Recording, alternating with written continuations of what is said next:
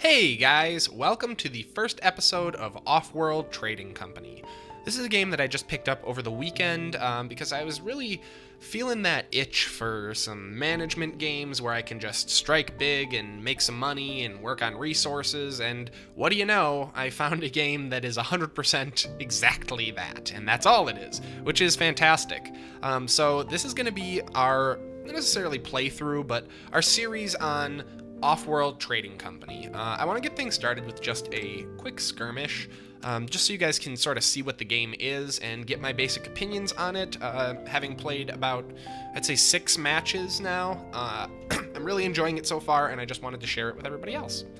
So I am playing at Assistant difficulty. Employee is normal, Assistant is easy, and then it gets easier. I could probably bump it up to Employee here, because I've won a few matches as Assistant, but just for the sake of not losing the demo match, I'm going to stick with Assistant for this one. And we'll set the rest of the settings to default. So I'm going to go ahead and get this loaded up here, and I will be right back.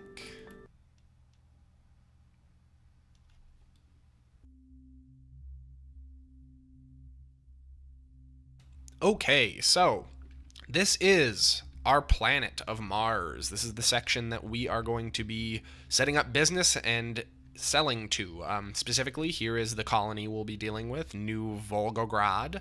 And what we're doing here, you can see it's auto-paused and says click to scan. What this is this is a segment of the match where everyone is scanning, and in single player it's auto-pausing, which is great.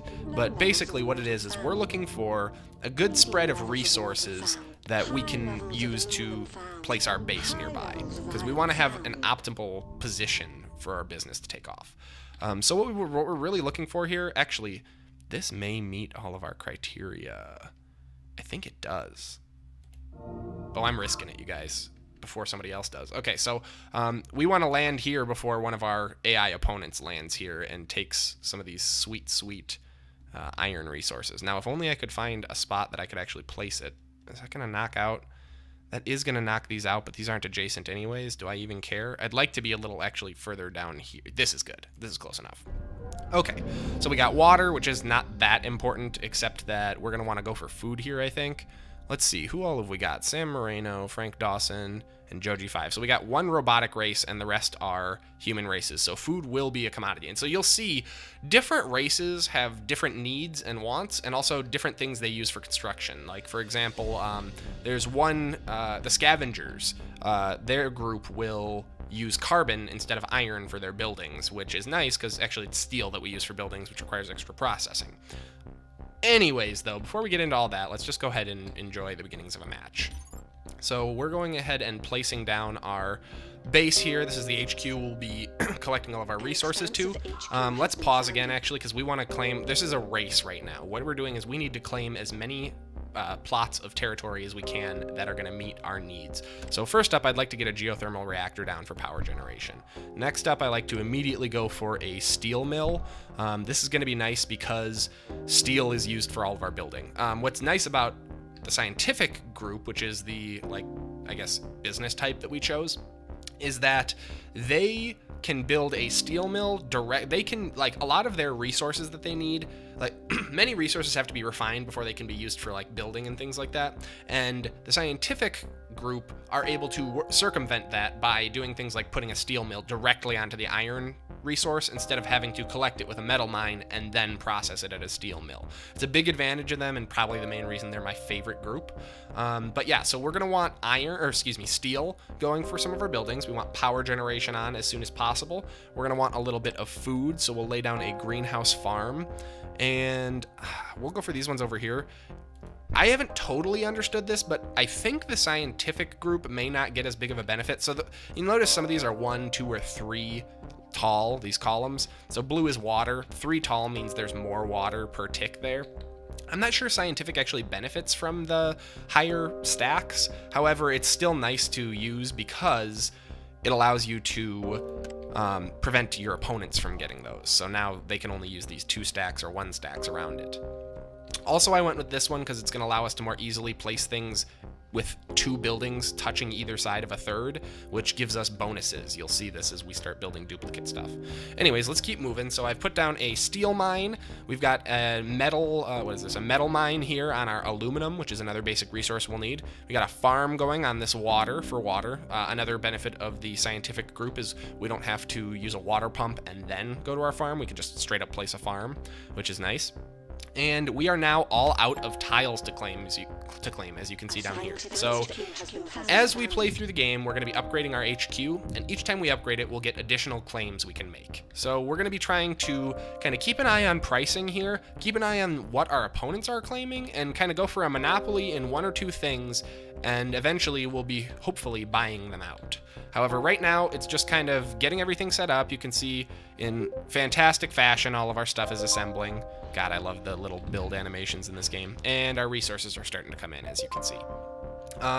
The way that resources work in this is that any building that is touching the HQ is going to get to drop stuff off instantly. Like, it just goes straight into the HQ because they don't have to transport it. However, you can see this little ship that's landing here in the HQ. That is actually, since these are not touching, it is delivering once this hits, I think, 60 aluminum. It will then fly over here and drop it off. So we only get it in chunks of 60, and there is travel time and actual fuel usage as well, which we'll want to keep an eye on. That'll be pretty much the first thing we build once we can knock our scientific HQ up to level 2, is we'll want to build an electrolysis reactor, because we can use that to start getting fuel and oxygen going, which is a great source of income later on. For now, however, we're just waiting for a little bit of money to get a little bit of money together so that we can upgrade our scientific HQ and put some more claims down. Do we have anything we don't need for the upgrade that we can sell? We need aluminum, steel, and glass. We could sell off a little food. We have positive food income now. We could actually sell off all our food and get very close to what we need. Our geothermal plant's done. That's going to start bringing in some money, which is nice. And what else have we got here? Anything else we can sell? We could sell off this oxygen. We'll sell off the oxygen. Who needs to breathe, right? And now we can upgrade, and we'll immediately get our oxygen going again here. Once we have just a little bit more resources, we need to get some more steel, it looks like. That's the other first thing, quote-unquote, that I like to do, which I'll do actually right now, is I like to lay down a second steel mill right off the bat, just so that steel is never an issue. That will prevent it from being a problem throughout the game. For the rest of the stuff, you want to kind of play it by ear. You can see here how much we're losing or gaining per tick, and we'll want to keep an eye on some of these. Some of them don't matter as much because pricing doesn't go too high. Like water isn't too bad usually, although if prices do go up, we may want to put down a pump. So we've got our second steel mill. Now we've got some money going. We can get an electrolysis reactor. Again, if possible, I'd like to put this somewhere that it can be in a cluster of 3, and preferably in a way that's not going to interfere with this. So for this to get max, I'm going to leave all these 2 and these 2 for farms, and these 3 can potentially be electrolysis reactors, which is likely that they all will be because it's a great source of income, like I said. Anyways, though, while that's building, we should probably choose what resources we're going to be producing. So since there's one, they're scientific. Oh, I thought they were robotic. So we have no robots to deal with. So we're going to want to go into food production probably. A lot of people may be producing food, but everyone's going to need it. So we may want to consider focusing on greenhouses. Also, since there's no robots, glass is going to be a pretty big commodity. I think glass kilns will be the first thing we'll invest in. Do we have any silicon anywhere near us actually though? Jesus. So that was the one thing I should have kept an eye out for a little bit more, it looks like. Okay, we got some silicon down here we can use, or over here. If we monopolize this immediately, we can use this. And then we'll go ham on silicon, which we can use in our glass factories to produce glass, which we can then sell off. You can see it's got a pretty high premium right now. Electronics are selling pretty high as well, but I don't think the demand's going to be there later in the game because we don't have a ton of robot factions.